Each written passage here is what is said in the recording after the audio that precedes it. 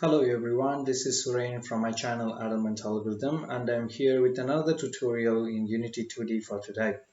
In this video, we are going to see how to change from one animation state to another. Animation states are nothing but a present condition of the player in terms of actions that are being applied to a character. For example, you might be doing a lot of actions when you're playing a game. You might be running or attacking, jumping, or even dying, and these each individual actions are called states. You may have to change back and forth from one animation to another in order to represent or visualize what your character is actually doing at the moment. For example, you might be running and you might fall into a pit, or you might got attacked from an enemy where your health is already low. So your animation needs to be suddenly changed from your running sprite to a dying animation sprite. That's what we are going to see for today. In my scene, as you can see, I have a very simple scene. I have one empty object which I have created and attached sprite renderer and animator components to it, and I have a very few simple animation which I have animated from a sprite sheet that I have downloaded from craftpix.net. I will give the direct link to the artwork in the description down below if you are interested in downloading the same. Now, let me show you all the artwork, sprite animation that I have done for this particular lesson. I have four different animations which I have created. One for attack, one for dying, and another for idle animation. It's a neutral pose, and I have a walk animation. Let me show you the animation quickly. The idle animation is just a simple animation. As you can see, there is no actions involved whatsoever. By the way, if you are wondering how did I reach up to this level in this particular project, if you are interested in knowing how to create animation from a sprite sheet, please do watch my another video on the topic. I will give the link in the description as well. So please consider this as a continuation of after you knowing how to extract individual images and create animation from a sprite sheet. Now, this is an idle animation. The other one is walk animation. Let me quickly show you a very simple walk. Then I have an attack animation. There we go, a very simple attack. And I have a dying animation. When the health is running low, the character will die. That's it, just four states. Now let's see how to change from one state to another. In order to understand more about states, we have a very powerful window in Unity called Animator window. As you can see, this window is called Animation. Shortcut key is Ctrl+6. If you want to see that, Animator window, go for Animation and Animator. As you can see, this area is empty at the moment because we don't have any object selected from the scene. When I select it, and if you have an animator's component attached to it, then definitely you can able to see these things here. It might not be very clear for you guys, so let me just zoom in a bit. Let me quickly explain what we have here. First of all, entry. This stands for when you actually press the play button, or in other words, when the game is started. When the game is starting, this arrow mark represents where the animation will land first. And by default, it goes to the idle animation. I did not connect this by myself. It's automatically connected to the first animation that you create in your project. I have created idle animation as my first, and that's why when the game is started, it's connecting to the idle animation. When I press play button, let's see what happens. As you can see, it's playing because it's connected by default. Now we need to play around with the conditions when we can able to traverse from this to attack and how to go back from attack to the idle state. And we need to figure out when we can go from idle animation to dying animation and stay there, because mostly we don't reload, we don't resurrect unless and until there is an event running behind. So die animation is mostly like a dead end. and how we need to see how we need to traverse from idle animation to walk animation, and we need to come back to the idle animation. Now, this is what the animation states. There is one more state that comes by default called any state.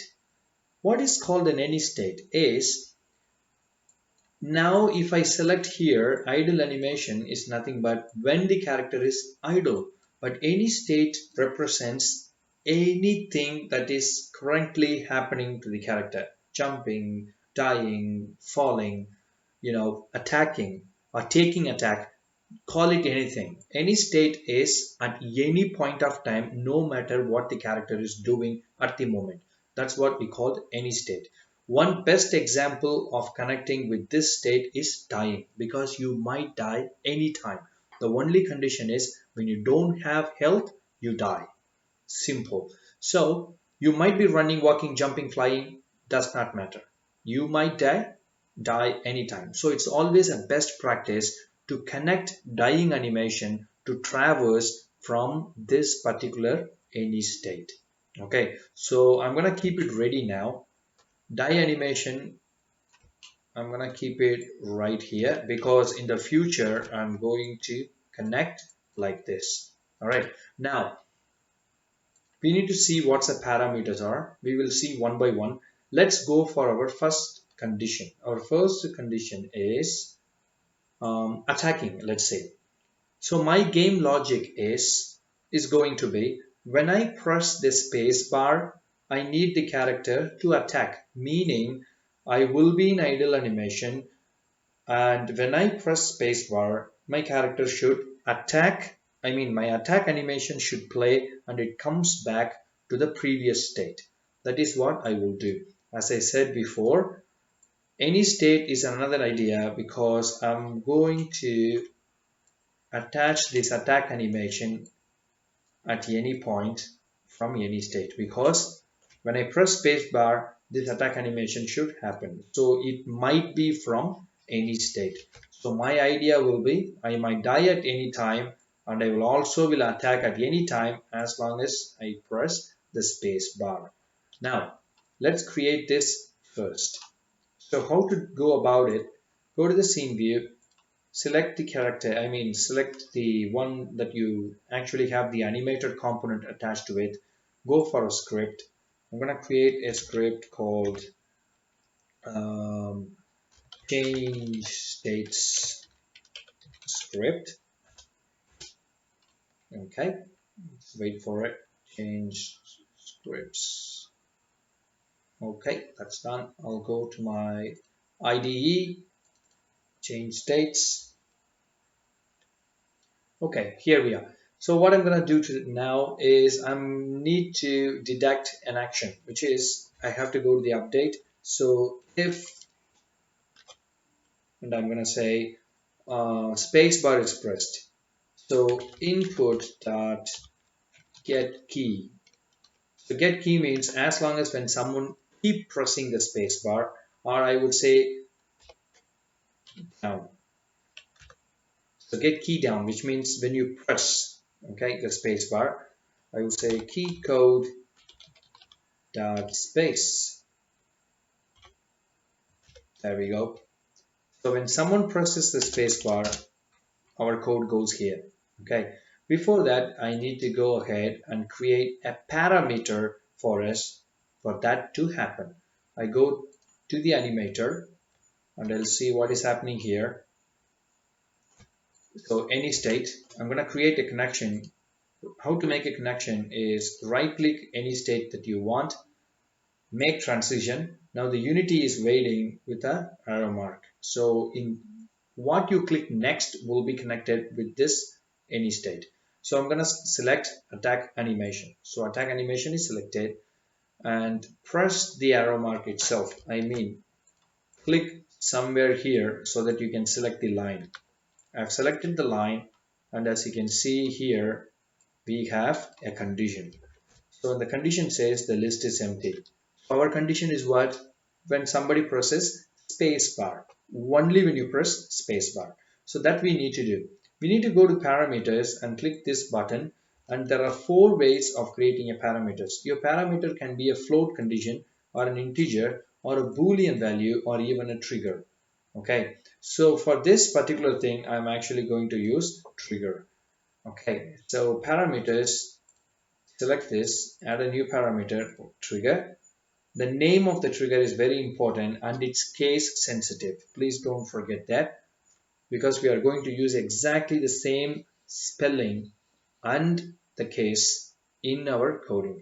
So I'm going to say do attack. If that is the name that I have given, select the condition, I mean the line, and select the condition here as, see, since there is only one parameter, it's selected by itself, do attack. Okay, now what happens? Attack animation is ready. We'll go here and we say when somebody presses the space button, we need to go for animator code. So in here, what we could do is we need to initialize the animator, and we can say private, sorry, private animator. I'll give a name my animator.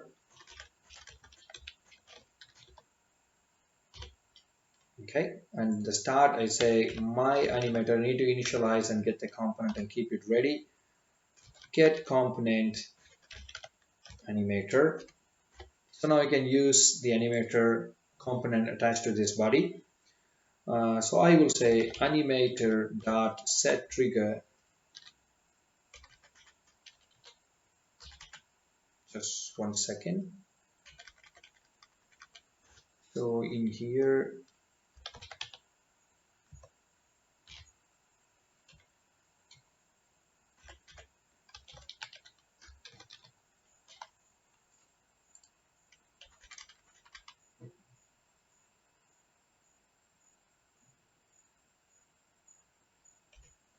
so I've been typing animator, so it must be my animator dot set trigger. So exactly the name that we have given as do attack. Okay, so let's go ahead here and we see attack animation is here. Let's click the play button.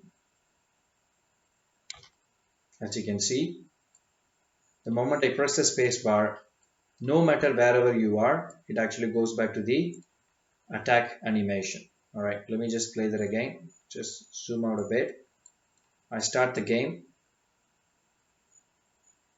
As you can see, that now the control is in idle animation. The moment I press space bar, it goes to the attack animation. Okay, and it keeps playing now because there is no exit point from that. From any state, it goes into that node, but there is no exit from that node. We need to deal with it. Okay, so what we can do is attack animation. The best thing to do is how to do an exit point. We can do an exit point from here to any other state that we want. In my case, I'm going to make transition and go to the idle animation.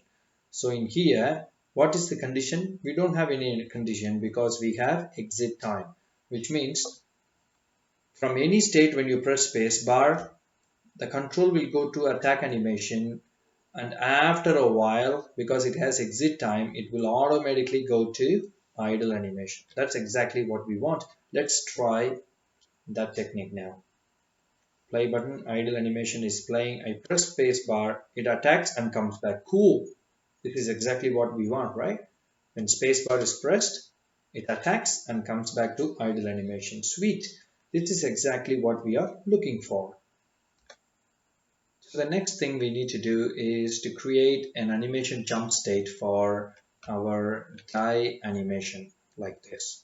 Okay, so let's create another parameter. In the parameter, we're gonna say another trigger. In this way, I'm gonna say do die. Oops, do die. No, that sounds mean, but yeah, you need to die.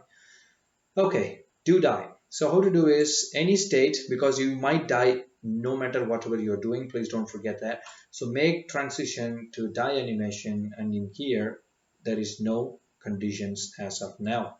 As you can see, there is no conditions. So in here we need to choose our condition, do die. So when somebody will die, when you run out of the health. I'm not actually going to create an actual condition in order to show that, but instead what I'm going to do is I'm going to just again, let's say when someone press D, it's dying. You see, actually it's supposed to be when someone, the character, is actually running out of health or whatever, any condition that you yourself have in your game based upon your own logic. But I cannot waste much time in order to show that I cannot create a condition now. So I'm going to say get key down when somebody press the key code dot D. Okay, when somebody press the key D, instead of this, do die. Okay, I'll go here and press the play button. Oops, let's it to compile. Let it play. Play. Okay. Idle animation is playing. Spacebar is attacking. Is cool. D is dying. Oh, okay. We have one small problem because we cannot keep dying like this. All right, because by default all animations are looped. But dying is a one-time animation, so we don't have to play it again and again. So how to solve this is when you go to the animation, select the animation that you have created, and as you can see here on the inspector, the loop time is selected by default. All we have to do is just get rid of this and it will play only once. So deselect it, come back and play. Idle animation is playing, attacking is working just fine, D is dying. That's it. I mean, the last sprite is not aligned properly in my animation. It's okay. All right. So which means there is no escape because we don't need any escape from die animation. Okay. Maybe you need to freeze the pass button or high scores, or you need to trigger the UI or whatever you want to do when the player has dead. All right. So that's about it. So what is the next thing is we need to find a way to make the character walk. Okay, when you actually press the left arrow or a right arrow or whatever logic you have. How to do that is what we are going to see next. So to make the character walk, what we need to do is we need to create another parameter, but this time we are actually going to create a boolean, because when the character needs to walk, we would say the walking option is enabled, the character will walk only when it is enabled, or else it will not.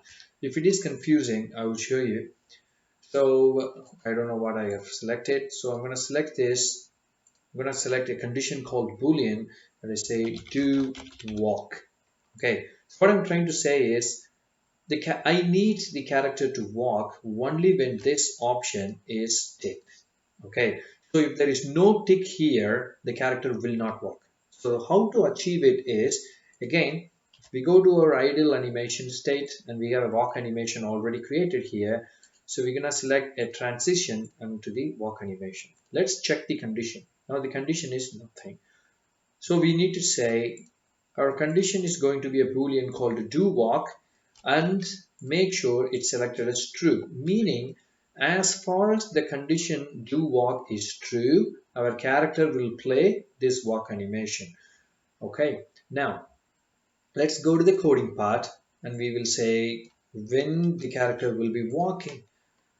So the character will be walking when, oops, sorry, I just made an indentation. It's okay. Input dot get key down. Okay, I say get key down is not needed, just get key is okay. So what's the difference between a get key down and get key is get key down is when you press the button once, it's more like a toggle, but get key is as long as somebody is pressing a key down, that condition is true. So that's the difference between get key down and get key. So I need the player to keep pressing the right arrow so that the character will be walking. That's my logic. So get key code dot, I would say right arrow. Okay, so I would say my animator dot instead of set trigger, this time we need to go for set boolean, and the syntax is what is the name of the boolean we do is do walk. It's exactly the name in quotations, comma, and boolean value. So what is a boolean value? True. Okay, so what we are saying now is when someone press a right arrow and keep pressing the right arrow, we will keep the boolean value as true. Okay, so let's see if that works. Press the play button. We have checked the other conditions already, so we don't have to worry about it. Okay, now the idle animation is working. I press the right arrow mark and do walk. There we go.